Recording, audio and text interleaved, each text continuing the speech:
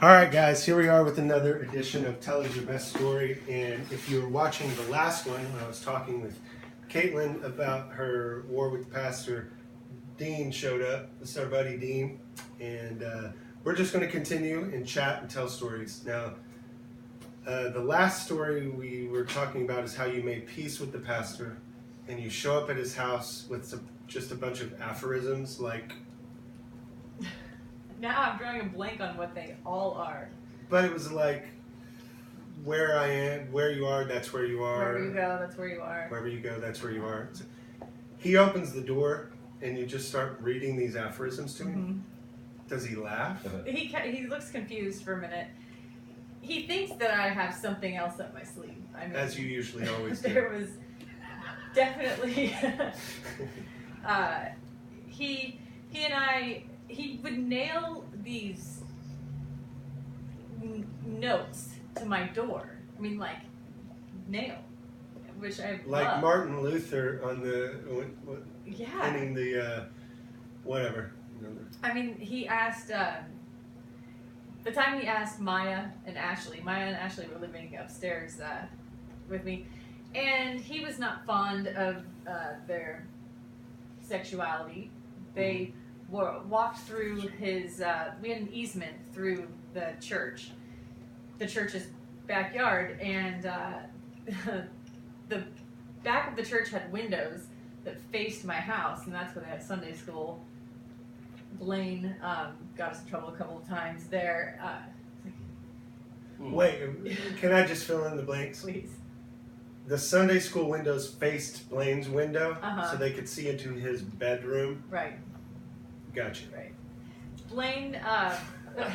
Blain is Dean's brother, by the way, and there's a million Blain stories. But go ahead. I was trying to make. Basically, he and Tasha had just met, and so morning times were, I'm sure, very naked. Yeah. But yeah, so the pastor asked Maya and Ashley to not be homosexuals anymore, and so.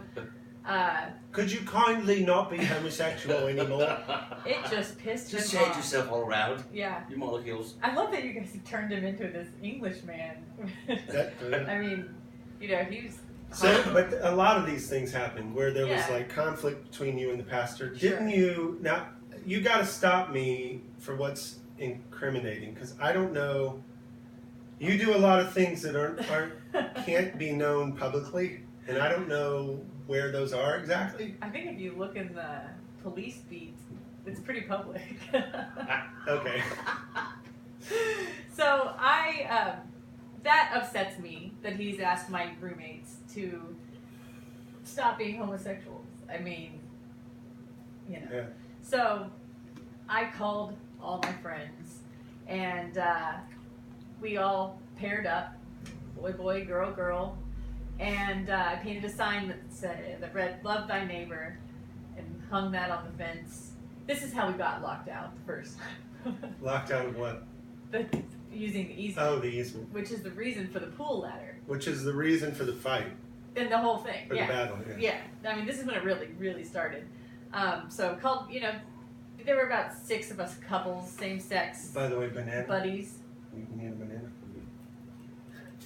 Fruit. Time flies like an arrow. Fruit flies like a banana.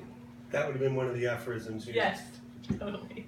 Okay, so go ahead. So we all pair up. I call my landlords, who happen to be the editor of the local paper, The Citizen, and the photographer.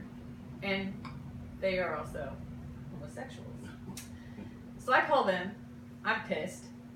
They're pissed. They come to take photos of us all making out in the church's yard with the sign that reads "Love Thy Neighbor," and we just made out.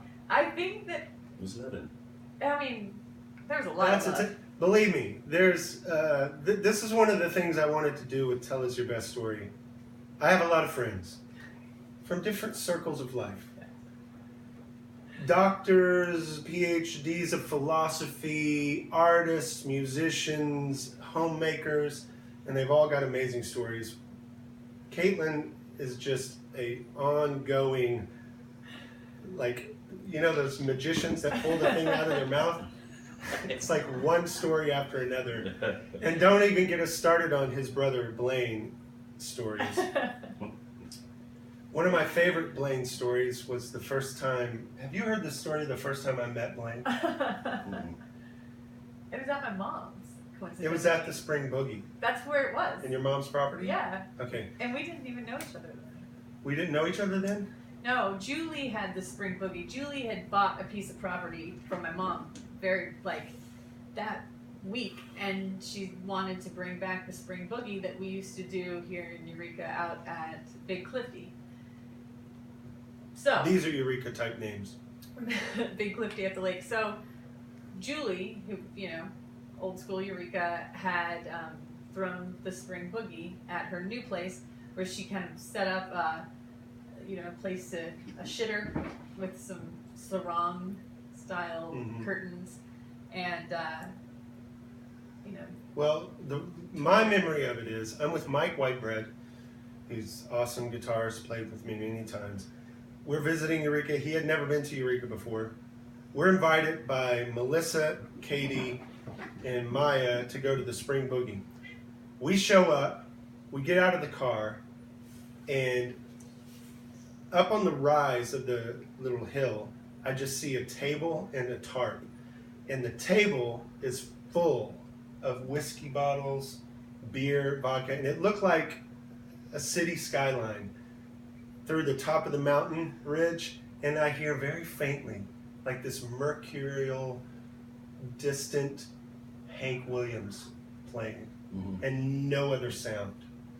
It was haunting because it was in the morning time. It was like 10 a.m. So it's almost like a horror film, a little bit. And I can see there's some tents in the distance. So we walk up over the rise. There's tents all around the fireplace. There's all these bottles empty. And there's lawn chairs. And there's no one around except in one lawn chair, laying over like this, is your brother, passed out and completely naked. And Mike and I go and sit around the fire, and we're looking at Blain sleeping and completely naked. And then a tent. And then Melissa and Katie show up. Katie's like, Blain, wake up, put your clothes on. Melissa's here. She don't want to see that.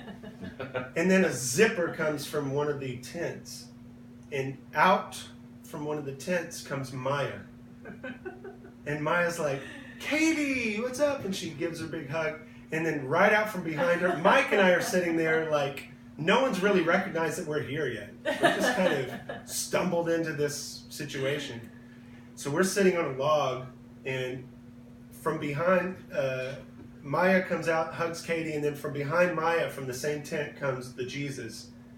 This girl we know. I think at that time it's appropriate. Yeah. She was a girl then. Sure. She comes out and she's wiping her mouth. And she looks up at us and she goes, oh, hey, oh, Melissa. And so she goes and hugs, and it turns into this big thing. And Blain's still kind of asleep, and he's looking around and waking up. And finally, everyone's gathered around. They're trying to wake other people up in the tent, just talking loud. And I get up and walk over to one tent that I realize it's right by where I was sitting. The door of the tent's open, and a guy is hanging out of it. And he's got leaves plastered on his shirt and blood. And he's laying halfway out of the tent, and he's asleep. I can't remember who it was, but I know that I knew him because I said his name. I walk up and I kicked him on the shoulder. And I was like, hey, whatever. And here's what he looks up at me and he goes, oh, Rev, what's up, man? Looks around and he looks down and he goes, he goes, you like my tie-dye? But anyway, so he gets up and we go back to the log, and they're still trying to get Blain to get up, and he's not. And finally, they're like, Blain, get up and get your clothes on. Melissa's here. She don't want to see that. Blain and I can't really stand up and stay in frame, but I've got to stand up to do this. Blain stands up and he dusts off his pecker like this, And then he looks around and goes, "Where's my hat?" And they bring him his hat, and he puts the hat on and sets back down. He just lays back down like that, pulls his head.